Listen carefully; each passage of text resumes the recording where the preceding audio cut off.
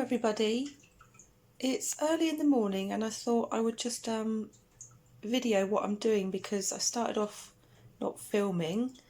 I was just having a look at my seedlings in my heated propagator, which is currently with the heat mat turned off because you can see here temperature is actually quite warm already, so it doesn't need to be switched on at all. The clock isn't the right time, by the way, so it's actually about 8:30 in the morning. So what I've started doing is I've just had a look at them and I thought, oh, they need watering. So they're nearly now, the water has now nearly soaked up. But what I've done is put into the water a feed for them. I'll show you what it is. So what I'm trying out this time round with these seedlings in this tray is this hydro cocoa.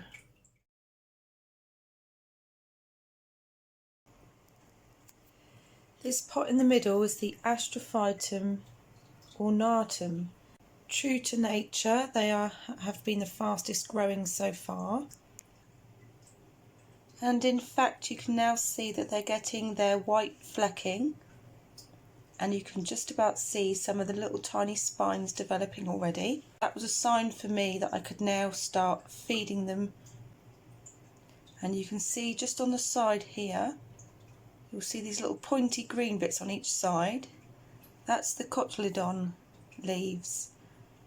So once they start developing and then you get the spines developing, they're a lot stronger and they can now support being fed if you're going to feed them.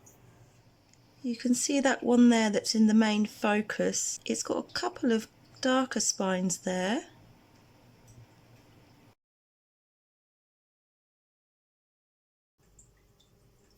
So looking in this pot, which is a mixture seed packet, you can see there are differences in them already. There's that one in the centre of the pot that looks a bit darker than the others. So this pot here is the Astrophytum asterius variation nudum. They are the nudum, they don't seem to have the white flecking on there.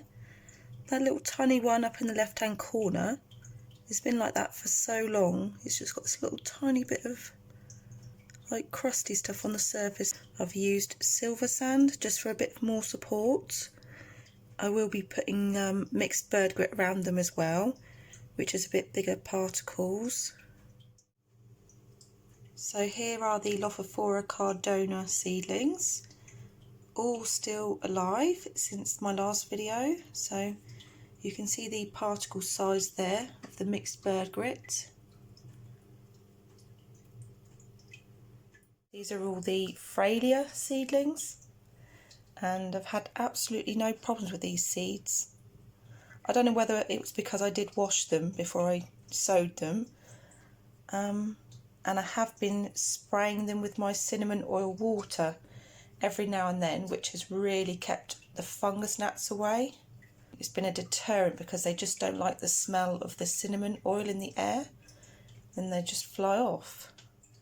So these ones here are the Frailea graliana. There are some spines on pretty much all of them.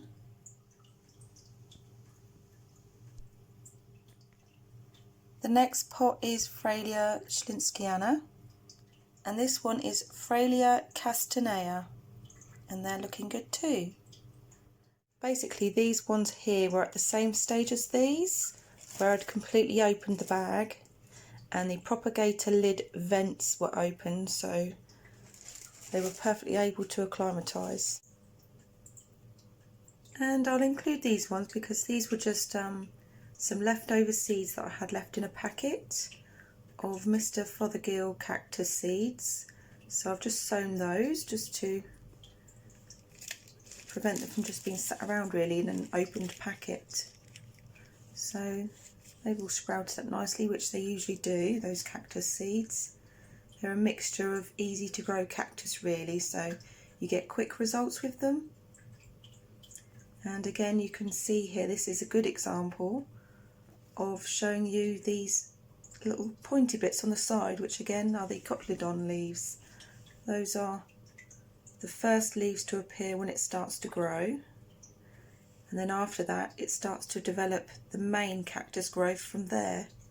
So all the growth up to that point isn't the actual cactus body itself, because the spines develop afterwards, and then it continues to grow up, and as it gets bigger you replant your cactus at the level of these cotyledon leaves.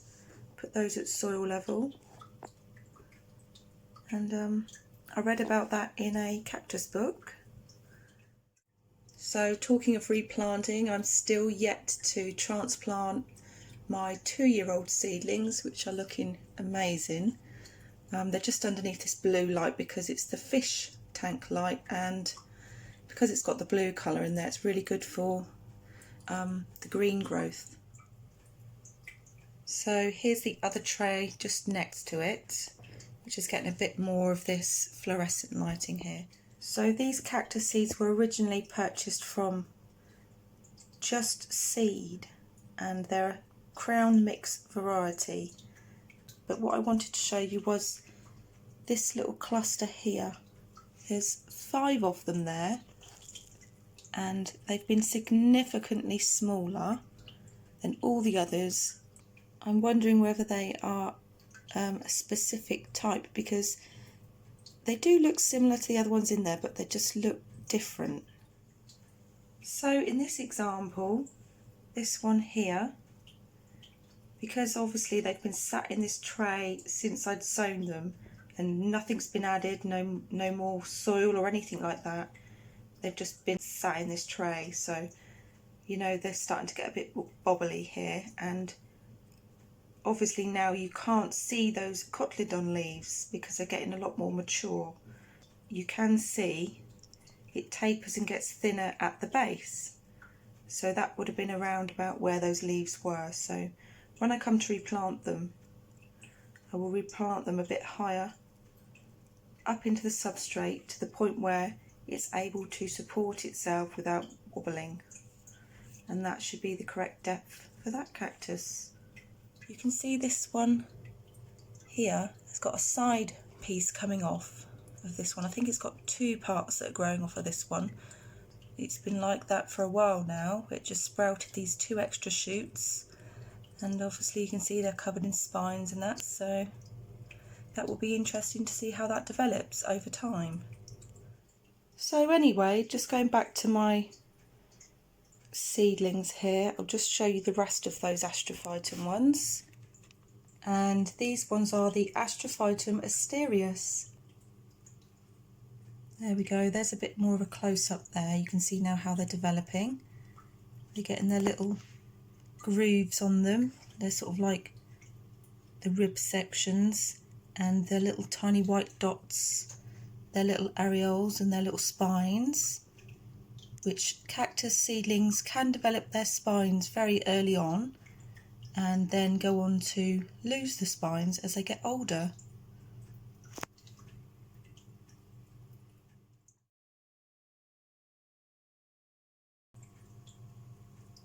This pot here is the Astrophytum capricorn. Only a few have survived. And this last pot here is the Astrophytum niveum. And the last pot of seedlings I've got here are Reginsia vorwerkiana, which already had seed pods attached to it, which I then harvest the seeds.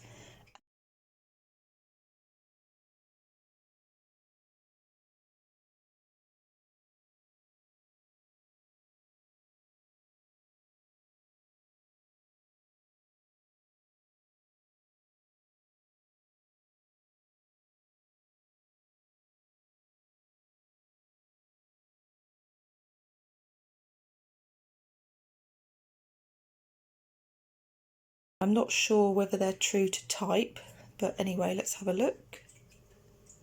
So just shining them into the daylight here, you can just see they're developing their spines now.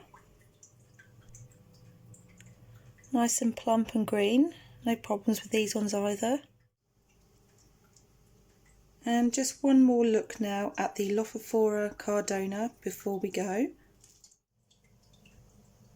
On close inspection you can see these have got their spines now, and they look quite different to my other Lophophora seedlings that I've grown in the past. Very different shape. So these seeds came off the cactus plant when I purchased it, so I'm not sure whether these will be true to type or whether it was a cross-pollination with another cactus, because they do look a bit different to what I would expect Lophophora to look like, but you never know, they could just suddenly start changing. But there we go, there they are. Thank you very much for watching, and a special thank you to all the subscribers that have recently subscribed to my channel. That's amazing. Thank you very much for watching my videos and for all of your comments.